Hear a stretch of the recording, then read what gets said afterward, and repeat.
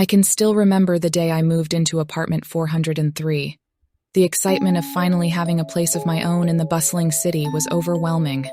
The building itself had a charm to it, with its creaky wooden floors and vintage architecture. Little did I know, the charm hid a dark secret, one that would haunt me for the rest of my days. It was a chilly autumn evening when I first noticed her. I had just returned from work, tired and ready to unwind. As I stepped out of the elevator onto my floor, a strange sensation washed over me. The hallway seemed colder, the air heavier, and a sense of unease settled in the pit of my stomach. As I walked towards my apartment, I caught a glimpse of movement out of the corner of my eye. A young girl, maybe around 8 or 9 years old, stood at the far end of the corridor. She wore a tattered white dress that seemed out of place in the modern setting. Her long, dark hair covered most of her face, and her eyes held a sadness that sent shivers down my spine. I blinked, and she was gone. Over the next few days, I tried to convince myself that it was just a trick of my tired mind, an illusion brought on by stress. But every time I stepped out of my apartment, a feeling of being watched would settle over me, and I would catch fleeting glimpses of the girl at the end of the corridor. Curiosity eventually got the better of me, and I began to research the history of the building. It didn't take long to uncover the truth.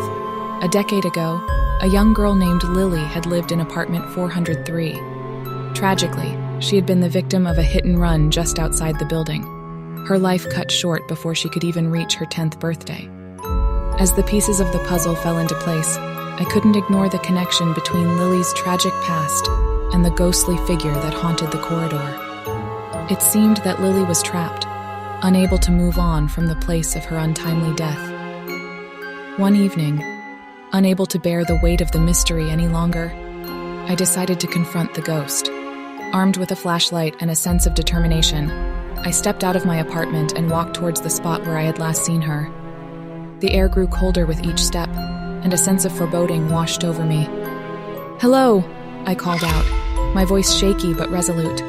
"Lily, is that your name? I know you're here. I want to help you." For a moment, there was silence.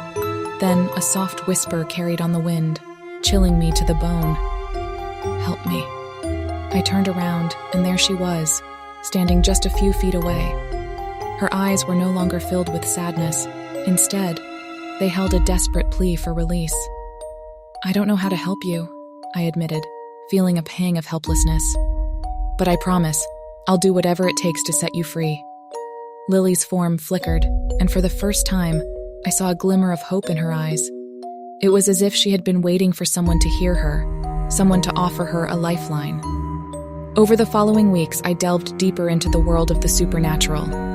I consulted mediums, researched ancient rituals, and even reached out to paranormal investigators. The more I learned, the more I realized that Lily's spirit was trapped by a powerful force, one that had to be broken in order to release her. Finally, on a moonlit night, with a mixture of fear and determination, I gathered the necessary materials for a ritual that was said to break the bonds between the living and the dead. As I lit the candles and chanted the incantation, the air grew thick with tension. Shadows danced on the walls, and a feeling of otherworldly presence surrounded me. And then, with a burst of blinding light, Lily's form materialized before me. Her eyes shone with gratitude and a newfound sense of peace. The room filled with a warmth I had never felt before, and a gentle breeze ruffled my hair. "Thank you," she whispered, her voice ethereal and sweet. "I can finally rest."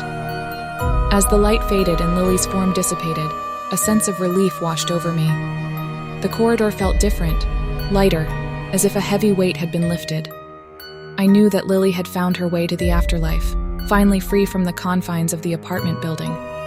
From that day on, the hallway was no longer cold and foreboding. Instead, it felt welcoming, as if Lily's spirit had left behind a sense of comfort and peace.